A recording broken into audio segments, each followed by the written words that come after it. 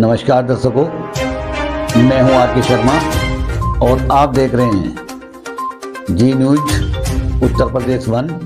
आज के मुख्य समाचार। अतुल प्रधान द्वारा स्वास्थ्य मंत्री के विरुद्ध नारेबाजी पर विधानसभा में भारी बवाल। लखनऊ विधानसभा में उस समय भारी बवाल हो गया जब सरधना मेरठ से विधायक अतुल प्रधान ने प्रदेश की स्वास्थ्य सेवाओं, सरकारी अस्पतालों की दुर्दशा पर बोलते हुए स्वास्थ्य मंत्री ब्रिजेश पाठक के विरुद्ध गली गली में शोर है, स्वास्थ्य मंत्री चोर है, ये कहकर नारेबाजी शुरू कर दी। इस पर विधानसभा स्पीकर सतीश महाना ने अतुल प्रधान को यहाँ तक कह दिया कि इसे उठाकर बाहर फेंक दो। इस पर सत्ता पक्ष व विपक्ष में जोरदार हंगामे के साथ बहस शुरू हो गई, जिस कारण स्पीकर महोदय को कुछ समय के लिए विधानसभा स्थगित करनी पड़ी। बाद में दोनों पक्षों के द्वारा आपस में माफी मांगने पर विधानसभा की कार्यवाही सुचारू हो सकी। देखें विधानसभा की संपूर्ण कार्यवाही। डायरेक्टर आर के शर्मा की स्पेशल रिपोर्ट। अतुल प्रधान, मैं आपका विशेष धन्यवाद करूंगा। जिस विषय पर मैं सालों साल से संघर्षरत हूं, उस पर आज मुझे नियम 56 में बोलने का मौका आपने मान्यवर दिया। हम लोग इस सदी की सबसे बड़ी त्रासदी कोरोना को अभी बहुत नजदीक से मान्यवर देखे हैं। वो ऐसा समय था जब सड़कें सुनसान थी, ऐसा लग रहा था कि जैसे सब कुछ थम सा गया, रुक सा गया। लेकिन उन्हीं सड़कों पर हमने लोगों को रोते हुए देखा, मान्यवर बिलखते हुए देखा, और वो पीड़ा, वो कष्ट जिसने अपने लोगों को मरते हुए देखा है, उससे ज्यादा बेहतर तो कोई नहीं समझ सकता। मैंने भी मान्यवर अपने परिवार के एक सदस्य को खोया उस कोरोना में। हमारे बड़े भाई ताऊ जी के लड़के जो हमारे पिता समान थे, उसी कोरोना की त्रासदी में चले गए। और ना जाने कितने परिवार ऐसे हैं जिन्होंने अपनों को खोया। किसी माँ ने बेटा खोया, किसी पिता ने अपना बेटा खोया, किसी बहन ने अपना भाई खोया, और हर जगह पूरे देश में, पूरे विश्व में त्रासदी थी। लेकिन ये 25 करोड़ की आबादी का प्रदेश, जिसमें अपार क्षमताएं हैं, बड़े बड़े मेडिकल कॉलेज में इंफ्रास्ट्रक्चर बहुत महत्वपूर्ण है, बहुत बड़ा है। हमने सिलेंडर की कमी, ऑक्सीजन सिलेंडर की कमी के कारण लंबी लंबी लाइनें देखी, और वो सारी पीड़ा, वो सारा कष्ट देखा। और शायद मान्यवर जितने यहाँ पर सदस्य दर्शक दीर्घा में आदरणीय पत्रकार सब साथी बैठे हैं, ऐसा कोई ना कोई सगा संबंधी, जानकार, पड़ोसी, गांव का कोई ना कोई सदस्य सबने खोया है। जब इतनी बड़ी त्रासदी हम लोगों ने देखी, उसके बाद में भी सरकारी प्रशासन, सरकारी व्यवस्थाएं, सरकारी स्वास्थ्य व्यवस्थाएं इस कदर खराब हैं कि वो हर दिन कोई ना कोई ऐसी फोटो, ऐसी पिक्चर कहीं मोबाइल पर, कहीं टीवी पर, कहीं अखबारों में हर दिन दिखाई देती। हमें जब अभी कुछ दिन पहले झांसी में नवजात 11 बच्चों की जलने के कारण मृत्यु हुई, उसमें गोरखपुर की याद हम लोगों को आई, क्योंकि गोरखपुर में भी एक बड़ी त्रासदी हुई थी कुछ साल पहले। लेकिन जब गोरखपुर के बाद आपके झांसी के मेडिकल कॉलेज में इतनी बड़ी त्रासदी हुई, और उसके बाद में जो लीपापोती उस पर हुई, वो मान्यवर बहुत अफसोसजनक है। और उसके बाद में संवेदनहीनता की वो सारी हदें पार हो गई, जब वहां पर तो लाशों में बच्चियां, जिनकी माएं थी, जिनके बच्चे थे, उनकी माएं बिलख रही थी। पूरा झांसी और पूरा प्रदेश कोराम में था। वहां पर माननीय डिप्टी चीफ मिनिस्टर साहब के लिए कली बिछाई जा रही थी, पर्दे बदले जा रहे थे, और ऐसी व्यवस्था की जा रही थी कि ना जाने किस चीज के लिए माननीय मंत्री जी आ रहे हैं। और क्या सोचा होगा जिला अस्पताल के प्रशासन ने, और क्या सोचा होगा वहां के स्थानीय प्रशासन ने, जो इस तरह की व्यवस्था करके दी। लेकिन आज तक मान्यवर उन विभाग के लोगों पर, और खास तौर से जो वहां के प्रिंसिपल थे, एनएस सेंगर जो वहां पर प्रिंसिपल थे, और प्रिंसिपल होने के नाते जिनकी सबसे बड़ी जिम्मेदारी थी, आज तक कार्रवाई के नाम पर मान्यवर उनके ऊपर सिर्फ यह किया गया कि वो लखनऊ से अटैच कर दिए गए। मैं आपके माध्यम से माननीय मंत्री जी से कहना चाहता हूं, उस अस्पताल में प्रिंसिपल साहब के साथ साथ ऐसे कई डॉक्टर हैं जो प्राइवेट प्रैक्टिस में ही नहीं बल्कि प्राइवेट अस्पताल वहां पर संचालित कर रहे हैं। इसलिए उनकी जितनी भी सोर्सेस हैं, जितनी उनकी विद्वानियत है, जितना उनको काम वहां अस्पताल में करना चाहिए मान्यवर, वो सरकारी सुविधा नहीं दे पा रहे। और यहां तक कि मैं आपको बता दूं जानकारी के लिए, प्रिंसिपल साहब श्री हॉस्पिटल चला रहे हैं, डॉक्टर राजकुमार वर्मा आपके हॉस्पिटल चला रहे हैं, doctor Kuldeep Chandel sunshine hospital चला रहे हैं, डॉक्टर हमारे आशीष जी राजपूत आपके सनोज हॉस्पिटल चला रहे हैं, डॉक्टर संगीता राठौर वहां मां वैष्णव हॉस्पिटल चला रही हैं। तो मैं मान्यवर ये कहना चाहता हूं आपके माध्यम से कि ऐसी परिस्थितियों के बावजूद भी ऐसा क्या दबाव है, ऐसी क्या चीजें हैं इतनी बड़ी त्रासदी के बाद भी जिससे पूरा देश हिल गया हो, और वहां पर अभी तक उनकी जिम्मेदारी तय नहीं की गई, बल्कि प्रशासन ने एक एक पल्ला झाड़ लिया कि ये आग शॉर्ट सर्किट से लगी है। लेकिन मान्यवर वो जो वहां पर साक्षात थे उन्होंने ये बताया कि जो ऑक्सीजन के आपके वहां पर नर्सरी बनी हुई थी, और नर्सरी के लिए माननीय मंत्री जी ये बात जानते हैं, ये बताएंगे, आपके माध्यम से आपसे पूछना चाहता हूं कि उस नर्सरी में एक बच्चे की जगह पर 2 बच्चे लेटा दिए जाते थे। उस ऑक्सीजन सिलेंडर से पाइप हट गया, पाइप हटने के कारण वहां पर नर्स पहुंची, उसे जैसे माचिस की तिल्ली जलाकर कोशिश की कि उस पाइप को गर्म करके चढ़ा दूं उस पर ऑक्सीजन के सिलेंडर पर, वो जैसी ही तिल्ली लगाई वो आग में तब्दील हो गया, और इतनी बड़ी लापरवाही के कारण 11 बच्चों की, नवजात बच्चों की वहां पर मौत हुई। लेकिन आज तक जांच में ढांक के 3 बार, इसमें मान्यवर कुछ अभी तक नहीं हो पाया। मैं आपके माध्यम से कहूंगा कि माननीय मंत्री जी जांच करा ले, और करा ली होगी आपने, कि ऐसी स्थिति क्यों आन पड़ी, और आपकी नाक के नीचे यहां पर माननीय अध्यक्ष जी, माननीय मंत्री जी की नाक के नीचे 3 बड़े अस्पताल हैं लखनऊ में। यहीं पर पीजीआई हो, केजीएमयू हो, चाहे आपके लोहिया हॉस्पिटल हो, आप वहां पर जाकर व्यवस्था देखिए। वहां के कर्मचारी सिर्फ न केवल लखनऊ के, मान्यवर पूरे उत्तर प्रदेश के सरकारी अस्पतालों पर, मेडिकल कॉलेजों पर एम्बुलेंस लगी हुई है प्राइवेट अस्पतालों की, और वहां पर मरीजों की खरीद फरोख्त होती है।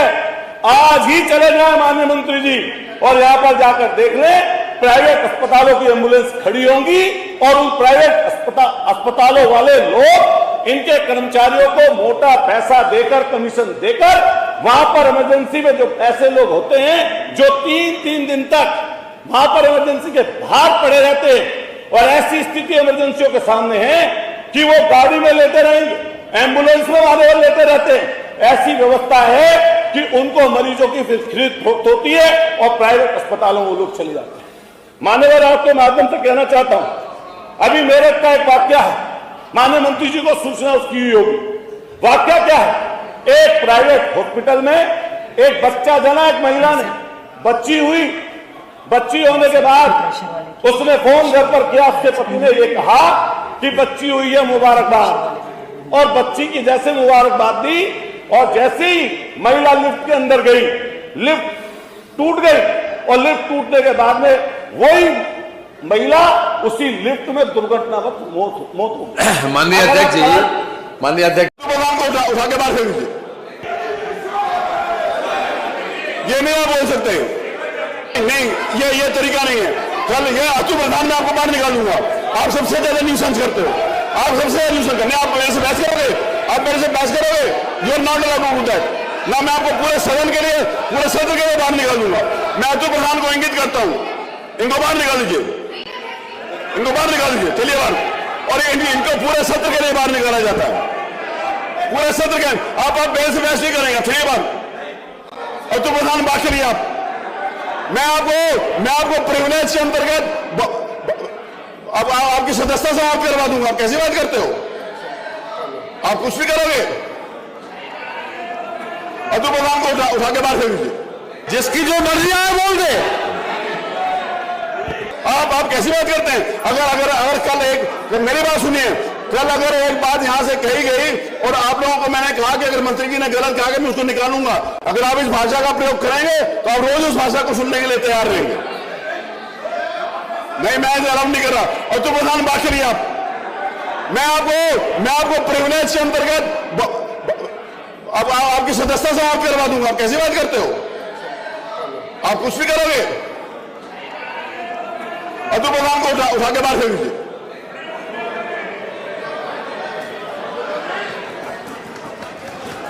नहीं, ये कोई तरीका नहीं है। मैं नहीं अलाउ करूंगा इस बात को। चलिए बात। श्रीमान अतुल प्रधान इस पूरे सत्र के लिए बाहर निकाले जाते हैं। ये क्या हो रहा है? होता रहा है, ये होता रहा। आप करते रहे हो ये बात, ये आप करते रहे हो। क्या हो रहा है आपको पता नहीं है क्या हो रहा है?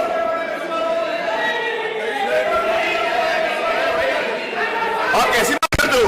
आप ऐसी बात करोगे? आप किसी को छोड़ गए जी? मानिए 10 मिनट स्थगित कर दे, स्थगित कर दे 10 मिनट स्थगित।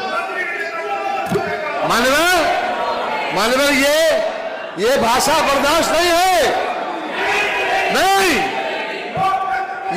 ये मानवर हमारे लोगों ने कोई मुंह में ये गलत बात, मुंह नहीं सिल रखा है। मानवर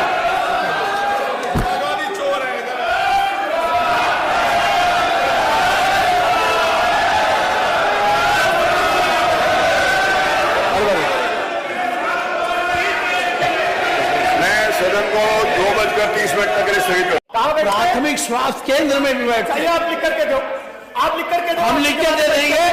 अरे काहे लड़ रहे हो भाई? मैं भी मिनिस्टर रहा जब आपका पता नहीं था। सदन को गुमराह मत करिए एलओपी महोदय, सदन को गुमराह मत करिए।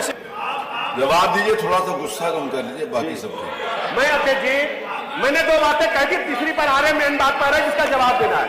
जवाब इन्होंने लिखा है कि प्रदेश की स्वास्थ्य सेवाएं खराब है। हम बिंदुवार आपको बता रहे हैं स्वास्थ्य सेवाएं कैसी हैं। आराम से सुनो।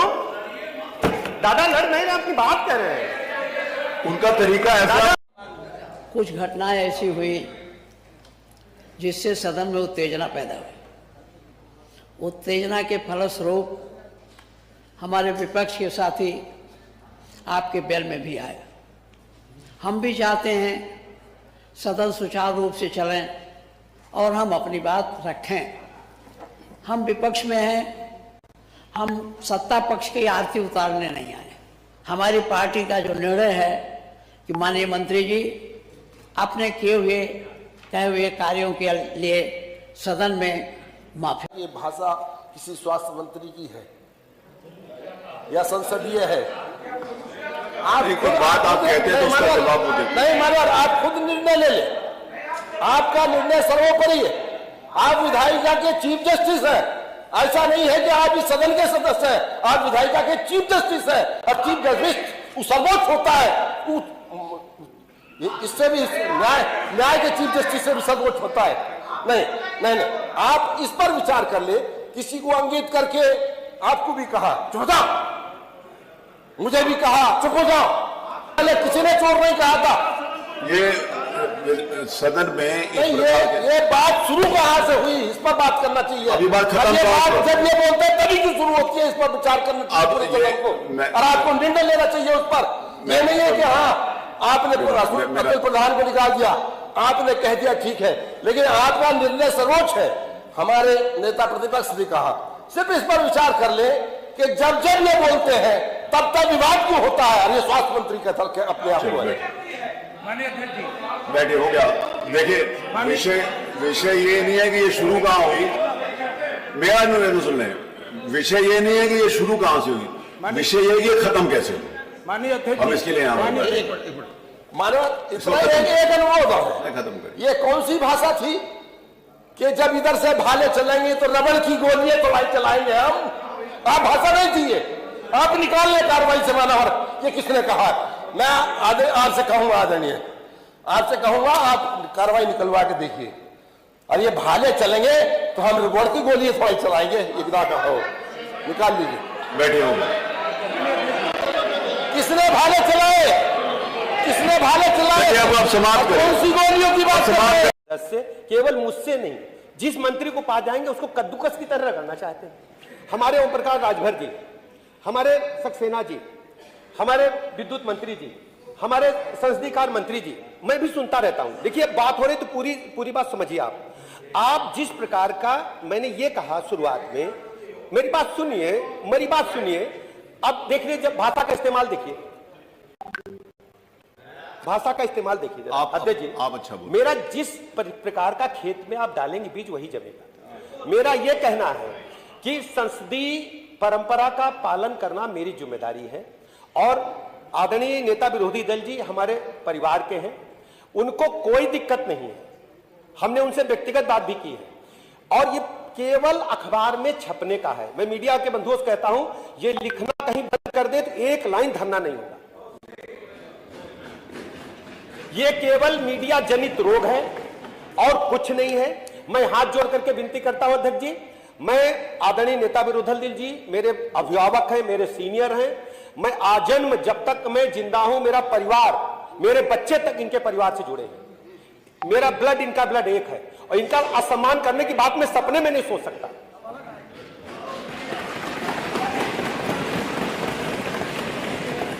ठीक है। और ये जो बातें कही जा रही हैं, रिकॉर्ड निकलवा के देख लीजिए। अगर हमने किसी से कह दिया कि शाम की दवाई ली, तो दवाई का आप वही दवाई क्यों समझ रहे हैं?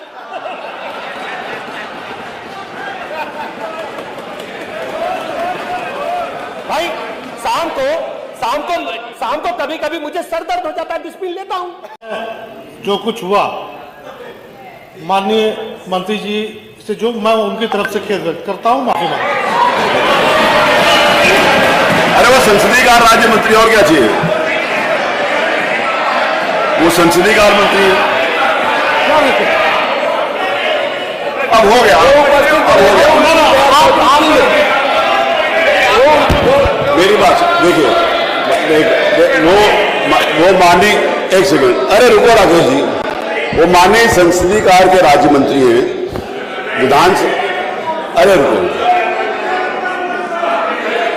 नहीं मेरी बात सुनिए, नहीं माननीय उपमुख्य, नहीं वैसे हुआ है,